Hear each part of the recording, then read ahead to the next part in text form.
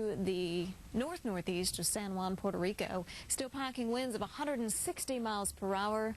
The movement is to the west-northwest at 12, and the central pressure estimated at 932 millibars. Now, we should get an actual measurement when the hurricane hunters fly back out here in the wee hours of the morning, and they'll take another measurement and give us an idea of the actual pressure. But right now, we're kind of estimating things using the satellite picture. But there's a peek at what's going on, and there is a peek also at the storm itself. Again, a very, very powerful hurricane, still at a Category 5.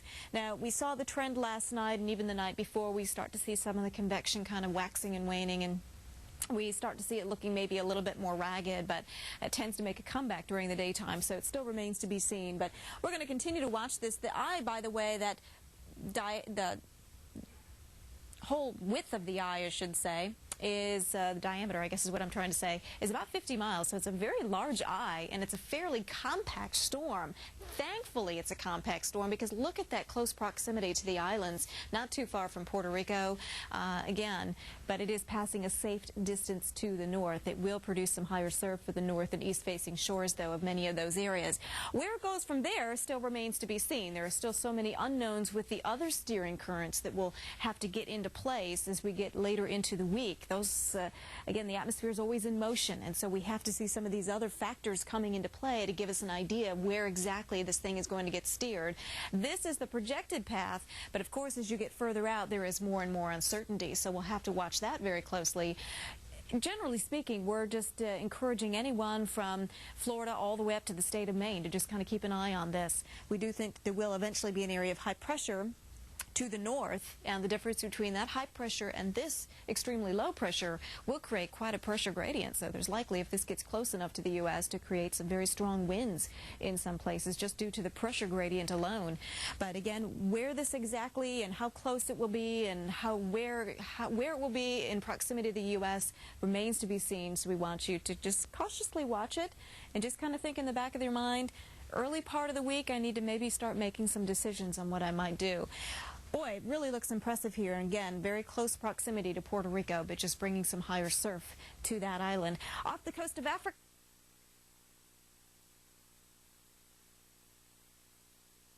Up at the top of the hour. Have quite a significant impact on the U.S. mainland, the East Coast especially, and it's Hurricane Isabel and the projected path. That's what people seem to be most concerned about, so that's where we are going to start. And as you can see, the uncertainty does grow as we head on through the middle part of the week and the forecast period. But what you should be aware of is that if you're in the cone, light shaded yellow, or around it on the periphery, you're definitely going to want to stay tuned here to the Weather Channel, especially for the tropical update at 50 past the hour all week. Just don't move. Stay right there, and we'll keep you updated as we head on through Wednesday. Isabel will get closer, possibly weaken just a little bit as it comes on shore, though, somewhere between the Carolina coast and possibly the New England coast.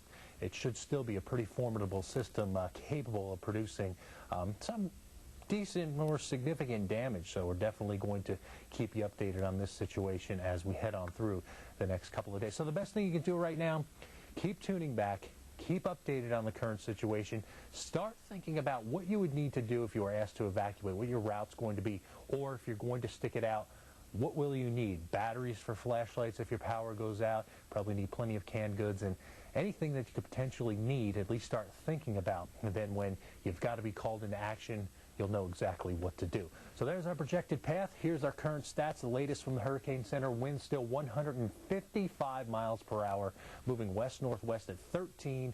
Pressure 933 millibars, and our locations at 24.5 north latitude, 68.3 west longitude. So still, as we said, a pretty formidable system, a Category 4 on the Saffir-Simpson hurricane scale, and a pretty well-defined classic hurricane signature with an eye, very well-defined eye wall, and deep convection wrapping around that eye wall. Eye is some 45 nautical miles, and that's pretty big, and it's a pretty big storm. So we've got plenty of convection and maybe some slight weakening or just some slight deterioration of the western edge of the storm as it's starting to experience a little bit of wind shear, which will actually inhibit development for at least some time, but we are going to expect at least some weakening and strengthening and some fluctuations in intensity over the next couple of days. So, as we said, still a very dangerous storm, very dangerous situation, and something we'll keep you updated on over the next few days. For the rest of the tropical update, there's the Bahamas, there's the east coast of Florida,